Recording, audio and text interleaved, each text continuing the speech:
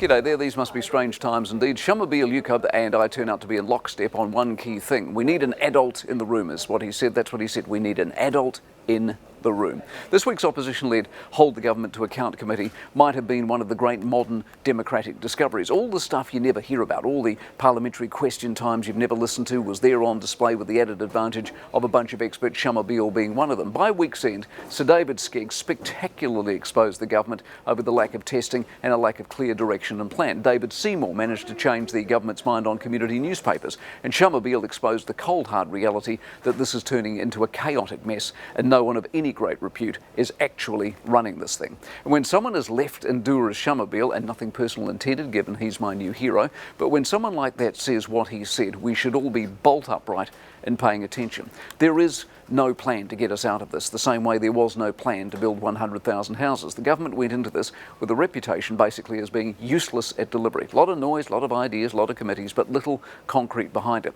So at week's end, the medical profession are crying out for PPE gear the government said was plentiful, and yet it's nowhere to be found. The flu vaccine, which was over-ordered, is nowhere to be found. The contact tracing that they were all over has vanished as story after story after story emerges of people a week into isolation not having heard a word. The testing scam has finally been exposed. There were never enough test kits. The criteria for testing was a joke as well as confusing, and the Prime Minister, most embarrassingly of all, Tuesday decided to use the whole WHO two-week-old mantra of test, test, test, as though she'd just put down her last teddy in the window and discovered it was a fresh buzz phrase.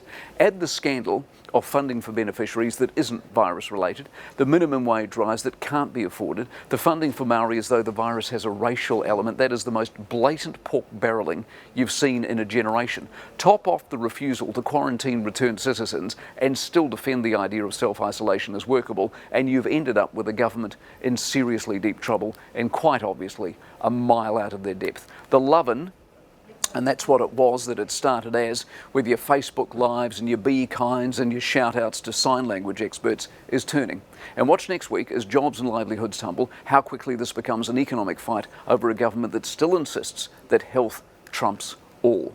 This thing is costing the economy over $3 billion a week. How many weeks can we afford? Can we afford that and still have a government telling us that we all need to be at home doing nothing?